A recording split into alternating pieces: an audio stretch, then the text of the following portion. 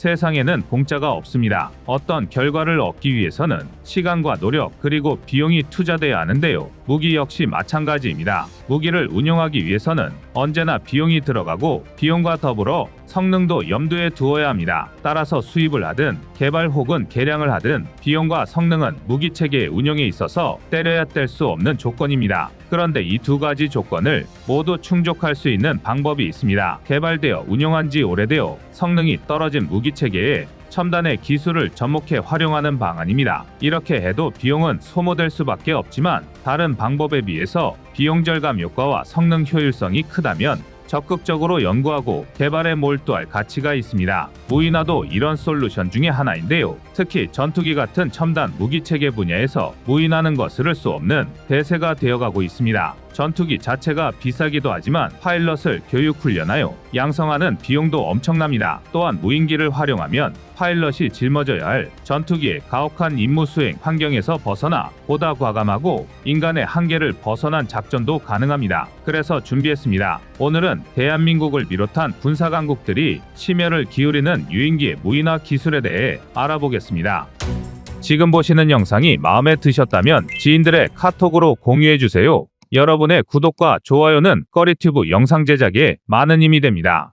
현재 대한민국이 보유한 전술기의 숫자는 420여 대 정도입니다. 절대 적은 숫자가 아니고 전체 군용기를 다 합치면 세계 5위권에 만만치 않은 보유량을 자랑하고 있습니다. 그런데 중국은 전술기만 해도 1800여 대로 우리의 4배가 넘습니다. 게다가 한국 공군이 보유한 전술기 중 100대 정도는 당장 노후화가 심각한 F4와 F5로 구성되어 있어서 상당한 문제로 제기되고 있습니다. 다행히 KF-21이 차질 없이 양산의 성공에 실전 배치되면 F4, F5를 퇴역시켜도 전력 공백을 어느 정도 메울 수 있겠지만 양적으로는 중국 공군의 절대적 열세인 것은 분명한 사실입니다. 그런데 F4, F5를 퇴역시키지 않고 KF-21은 KF-21대로 전력화하면 대한민국 공군의 전술기 보유 숫자를 획기적으로 늘리는 게 가능합니다. 갑자기 무슨 잠꼬대냐고 하실 분도 있겠지만 이게 전혀 허황된 소리가 아닌 것이 유인기를 무인화시키는 기술이 이미 현실로 다가왔기 때문입니다. 그러나 이 이야기에 앞서 현재 유인기의 무인화 개발 현황에 대해 먼저 알아볼 필요가 있을 것 같습니다. 미국은 최근 무인 전투기 개발에 성공하여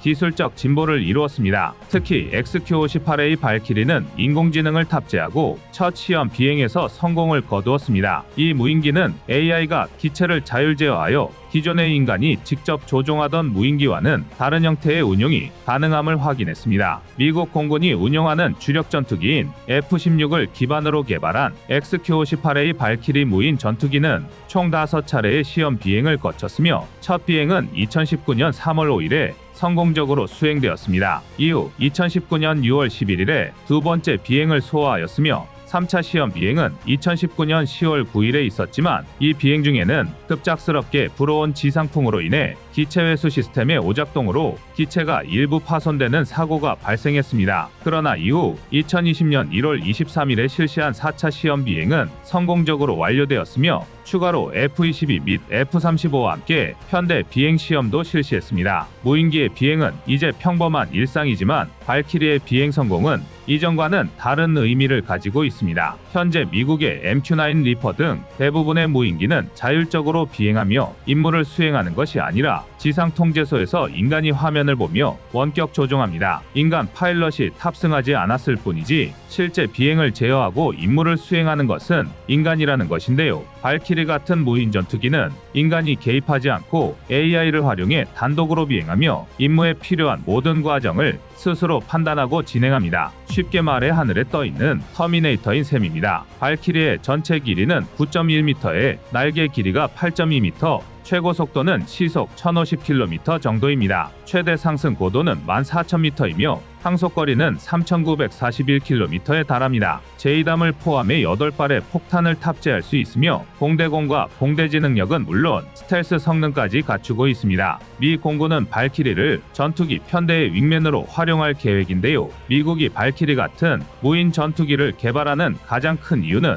비용입니다. 만약 1년에 50대 정도를 생산할 수 있다면 대당 가격이 400만 달러, 하나로 53억 원 정도일 것이라고 추정되는데요. F-35 한 대의 가격이 8천만 달러, 하나 1,060억 원인 것을 감안하면 발키리의 개발과 운용으로 국방 예산 부담을 엄청나게 낮출 수 있습니다. 유인기를 무인화하는 기술은 기존 드론이나 무인항공기와 몇 가지 중요한 차이점을 가지고 있습니다. 성능이 입증된 유인기 플랫폼을 기반으로 하기 때문에 개발 시 발생할 수 있는 다양한 위험 발생이 적고 개발 기간의 단축, 비용을 절감할 수 있으며 운영 유지 측면에서 기존 유인기의 인프라를 활용할 수 있다는 장점이 있습니다. 초기에는 주로 퇴역하는 전투기를 훈련 시 타격할 수 있는 무인 표적기로 전환하는 데 초점을 맞추었으나 최근에는 더 다양한 용도와 기능을 가진 무인화 기술이 개발되고 있습니다. 유인기 무인화를 위한 일반적인 접근 방식은 두 가지입니다. 첫 번째는 조종사가 비행할 수 있도록 조종실을 유지하면서 추가로 무인기로도 운용될 수 있도록 무인화 장치를 추가하는 방식입니다. 이 경우 임무에 따라 유인과 무인 모드를 선택하여 운용할 수 있으며 비상 상황에서는 조종사가 탑승하여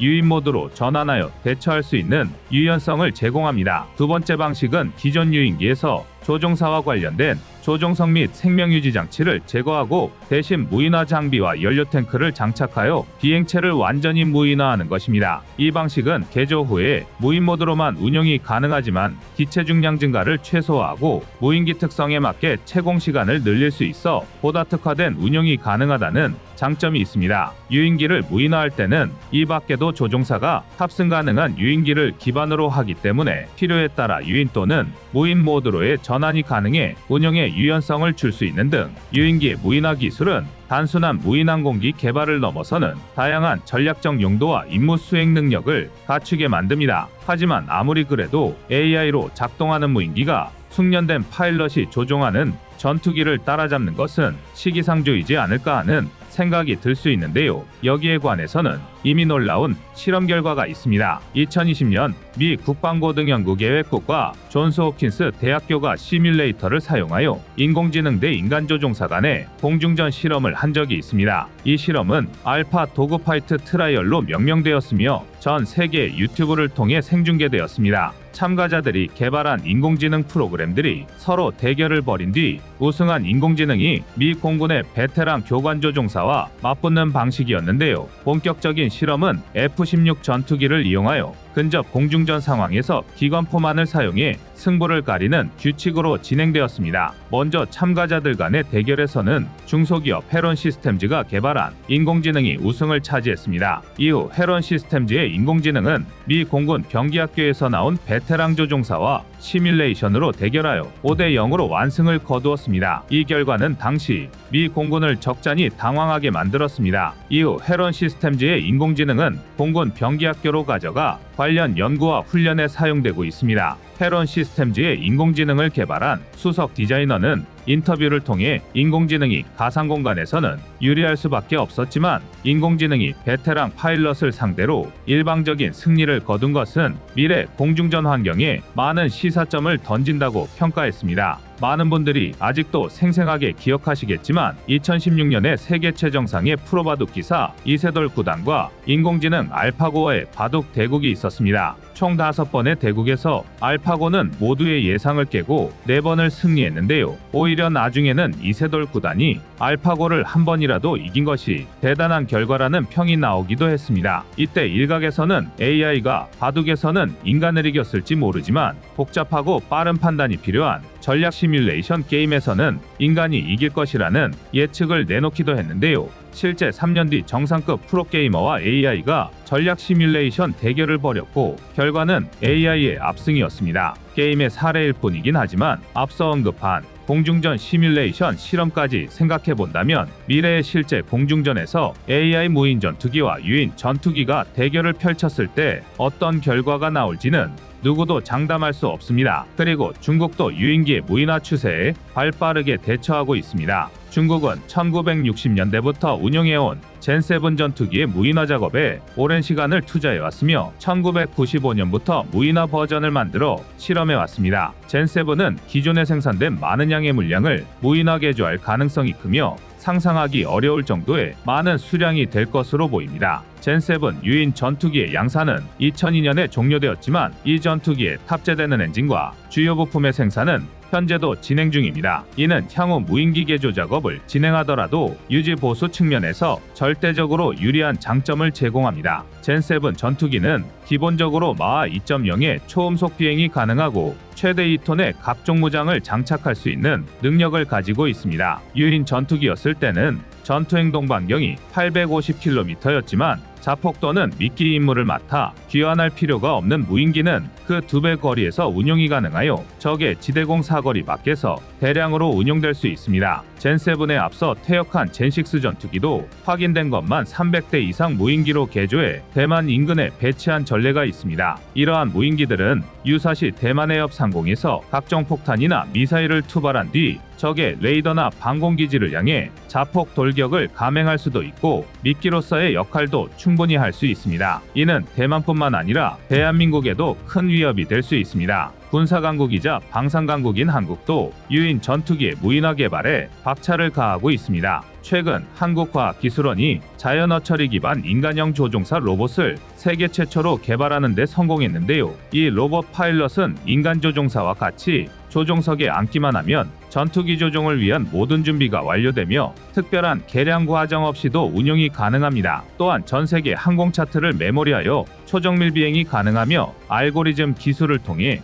조작 매뉴얼과 비상대처 절차를 학습할 수 있습니다. 이는 인간 조종사보다 빠른 대응 속도로 능동적인 조종과 돌발 상황 대응이 가능하다는 것을 의미합니다. 따라서 퇴역이 예정된 F4와 F5에 이 로봇 파일럿을 적용하면 한국 역시 유인기의 무인화에 성공하고 기존의 전술기 보유량을 큰 비용 없이 1.5배 정도 늘릴 수 있습니다. 기술의 발전에 따라 미래에는 유인기와 무인기의 대결이 아니라 무인기 대 무인기가 공중전을 벌일 가능성도 큰데요. 대한민국 공군 전력 역시 무인기 분야에서의 선전을 기원하겠습니다.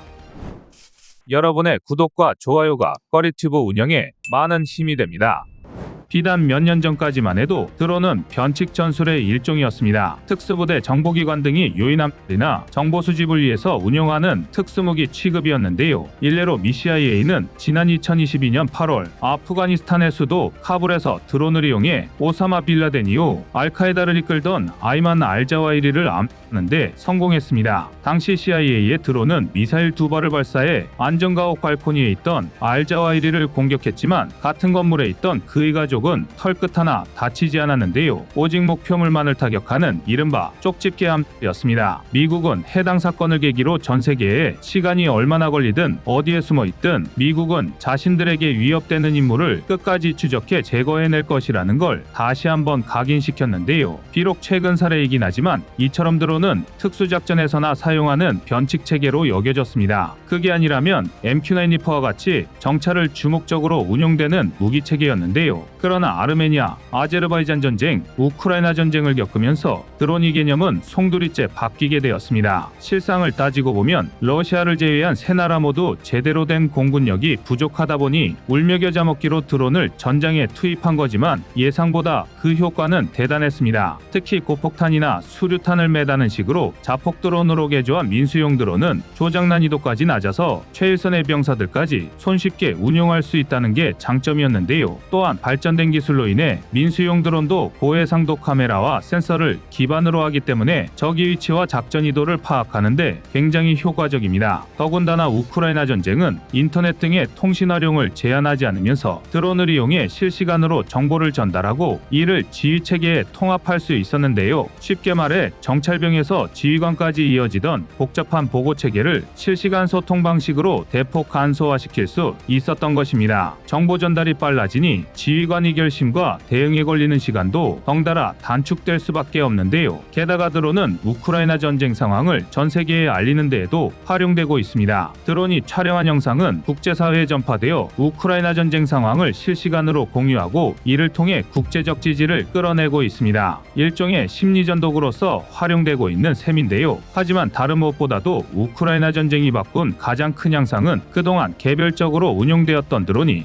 군집체로 운용되기 시작했다는 것입니다. 이제 드론은 총알보다 조금 나은 수준의 소모품 취급을 받고 있는데요. 일례로 영국왕립 합동군사연구소 루시에 따르면 우크라이나군은 하루에만 300대, 한 달 기준 1만 대에 육박하는 드론을 잃고 있습니다. 손실 처리된 것만 이 정도니 실제 투입량은 천문학적인 숫자일 텐데요. 이들 대부분은 저렴하고 성능도 기대하기 힘든 상용 드론입니다. 바로 여기서 드론의 아이러니가 시작됩니다. 사실 드론은 격추하기 극도로 쉽습니다. 현대전자전에서 사용되는 방해 전파 수준이면 드론이 조종을 방해하거나 GPS 유도 장치를 망가뜨리는 게 가능한데요. 또 일반 민수용 드론 수준이면 비행 고도가 높지 않아서 소총 사격으로도 격추할 수 있습니다. 또 현대방공망이라면 고고도의 드론을 격추하는 것도 어렵지 않습니다. 그러나 이제 드론은 양이고 지린 시대가 되었습니다. 기껏해야 비행 고도가 수십 미터에 불과한 민수용 드론이라 해도 숫자가 많으면 모두 방어하는 게 불가능합니다. 이중 3kg 대전차탄을 탑재한 드론 한두 대만 목표물을 타격하면 확실한 효과를 볼 수 있습니다. 예를 들어 지금까지 러시아는 우크라이나군에게 62대가 넘는 공격 헬기를 격추당했습니다. 게다가 이 중 절반이 넘는 35대는 최신의 기종이었던 카모프 52 엘리게이터였는데요. 이게 가능했던 건 맨페즈로 이루어진 우크라이나군의 빽빽한 방공망 덕분이었습니다. 산맥을 방패로 삼거나 제병 협동이 가능했다면 피해는 훨씬 적었겠지만 우크라이나는 대부분 이 지역이 평야로 이루어져 있고 러시아군은 헬기 같은 고기동 무기 체계와 제병 합동이 가능할 정도로 전술 수준이 높지 않았습니다. 하지만 공격 헬기 진입에 앞서 드론이 투입된다면 얘기는 달라집니다. 사실상 24시간 머리 위에 떠있는 드론은 적군의 위치를 추적해 실시간으로 방공망 상태를 보고할 수 있고 부지불식간에 참호 속에 숨어있는 맨페즈 사수에게 수류탄이나 박격포탄을 투하할 수도 있습니다. 이런 실시간 전방위적 공격이 군집을 이뤄 넓은 범위에서 대대적으로 일어난다면 정찰 범위와 타격 정확도를 기하급수적으로 높일 수 있습니다. 드론 군집 운용은 저렴한 에너지를 적게 사용하고 같은 작업을 여러 곳에서 동시에 수행하며 상황에 맞춰 집단 크기를 바꾸거나 일부가 망가져도 안정적으로 임무를 수행할 수 있습니다. 또 설령만에 하나 군집 드론을 전부 격추한다 하더라도 그건 또 그 나름대로 문제인데요. 기껏해야 100만원에서 200만원 선인 민수용 드론을 격추하기 위해 수십 발의 포탄 미사일을 사용한 건 도저히 수지타산이 맞지 않습니다. 군집 드론을 상대해야 하는 입장에서는 막대한 인적, 물적 자원을 투자해서 완전히 소탕해버릴 수도 없고 놔두자니 피해가 막심한 딜레마에 빠져버리는 것입니다. 실제로 미국은 바로 이런 점 때문에 군집 드론 연구를 활발하게 진행 중인데요. 미공군에서 시험 중인 페르딕스 마이크로 드론은 총장 16cm, 무게 290g에 작동 시간도 20분이 채 안 되는 초소형 드론이지만 FA-18세대를 이용해 103대를 동시에 투하할 수 있습니다. 아직은 작은 크기 때문에 정찰 목적으로만 사용되고 있지만 기술이 발전한다면 타격 능력을 보유하는 것도 충분히 가능한데요. 또 미 해병대는 아예 부대 구조 개혁안을 통해 헬파이어 미사일 대신 저렴하고 장거리 타격이 가능한 자폭 드론을 대거 운용할 계획이라고 발표했습니다. 미 해병대 부대 구조 개혁안이 중국의 남중국해 진출 전략에 대응하기 위한 전략 구조를 담고 있다는 걸 고려하면 미국이 군집 드론 기술을 얼마나 핵심적으로 생각하고 있는지 엿볼 수 있는데요. 헬파이어 미사일은 분명 뛰어난 무기 체계지만 레이저 유도 방식이기 때문에 기상 영향을 많이 받고 헬기 유해 체계에서 운용하기 어렵습니다. 또한 사거리가 8에서 10km 수준으로 짧아서 지상전은 몰라도 해상작전에서는 제약이 많은데요. 반면 장거리 배회탄, 장거리 공격탄 등으로 불리는 LRAM은 사거리만 160km 이상인데다 네트워크로 연결된 군집 형태로 운용할 수 있기 때문에 적은 인원으로도 운용이 훨씬 자유롭습니다. 하지만 유감스럽게도 문제는 중국도 미국과 같은 생각을 하고 있다는 겁니다. 중국은 군사교리부터가 물량전을 기본으로 깔고 있는데다 민간시장 드론 점유율도 세계 최고 수준입니다. 특히 DJI는 고성능 드론부터 소형 민수용 드론까지 다양한 제품을 생산하고 있는데요. 전 세계 드론 시장의 76.1%를 DJI가 차지하고 있을 정도입니다. 이를 군사 드론 분야에만 한정짓는다 하더라도 중국의 시장 규모는 2022년에만 15조 2,800억 원에 육박합니다. 군사 전문가들은 중국의 군사 드론 시장 규모가 2029년까지 연평균 14.8%의 성장률을 기록할 것이라 내다보고 있는데요. 미국과 달리 1980년대부터 대량 생산 체제를 유지하면서 값싼 드론을 앞세워 시장 선점에 성공했기 때문입니다. 이에 비견될 정도로 폭발적인 성장세를 보이는 곳은 대한민국이 유일한데요. 물론 아직 시장 점유율은 1% 내외지만 정부 주도로 드론 산업 경쟁력 강화 방안을 마련하는 등 2025년까지 국내 드론 시장 규모를 1조 원 이상으로 확대할 예정입니다. 실제로 국내 드론 산업은 2016년 704억 원에서 2022년 기준 4,945억 원으로 700% 이상 대폭 성장했습니다. 게다가 우리 군에서 현재 운용 중인 군단급 무인기 RQ-101 송골매를 자체 개발할 정도로 높은 기술 수준을 보유하고 있는데요. 하지만 아직까지 절대적인 물량 숫자가 부족한 것은 부정할 수 없는 사실입니다. 당장 앞서 말씀드린 드론봇 전투단의 경우 정찰용 650여 대, 공격용 40여 대, 작전 지원용 150여 대 등 총 2,500여 대의 드론을 운용 중입니다. 이뿐만이 아닙니다. 2023년 9월 창설 예정인 드론작전사령부는 소형 정찰용 무인기 100대를 운용하여 북한 전 지역을 정찰, 감시할 수 있는 체계를 구축하고 있습니다. 전용 발사대에서 사출된 이 소형 무인기는 별다른 조작 없이도 자동 비행 기능을 활용해 사전에 입력된 경로를 따라 비행하고 낙하산을 이용해 평지에 착륙하는 방식인데요. 이른바 10배 이상의 무인기 보복 조치인 것입니다. 그러나 이 정도로도 아직 부족합니다. 물론 드론봇 전투단과 드론작전사령부의 물량이 적은 숫자는 아니지만 효과적인 운용을 위해서는 절대 많다고 할 수는 없는 숫자인데요. 가장 큰 원인은 드론이 소모품이라는 인식이 아직 자리 잡지 못했기 때문입니다. 현대의 군집 드론 기술은 각 객체 하나하나에 조종수가 따로 붙어야 하는 단순 물량전처럼 간단한 게 아닙니다. 그저 여러 대의 드론이 단 한 대의 컨트롤러에 연결되어 명령받고 인공지능에 기반하여 작전을 수행하는 기술을 말하는데요. 군집 드론은 각 드론이 와이파이 등의 통신망으로 연결되어 서로 충돌하지 않으면서 효율적으로 임무를 수행합니다. 이를 위해서는 사전에 각 드론의 시간별 위치 정보와 경로를 입력하고 일정한 간격을 유지할 수 있도록 프로그램을 짜놓을 필요가 있지만 결과적으로 소수가 수십, 수백 대의 드론을 운용할 수 있습니다. 하지만 이게 가능해지려면 목표 획득을 위해서 수백 개의 드론을 소모하는 게 가능해져야 합니다. 우리가 훈련이나 전시나 총알을 소모하는 걸 대수롭지 않게 생각하는 것처럼 드론도 신주단지처럼 모셔놓을 게 아니라 언제든 쓰고 버릴 수 있는 버림패로 여겨야 합니다. 그게 아니라면 군집 드론이라는 미래전의 새로운 패러다임을 쫓아갈 수 없습니다. 그래도 그나마 다행인 건 드론의 위험성은 이미 충분히 인지하고 있다는 건데요. 부디 우리 군의 드론 운용 방식이 분대 지원학이나 대대급 군집 드론 같이 좀 더 최일선 이전력으로 변화하길 바라겠습니다. 이상 꺼리튜브였습니다.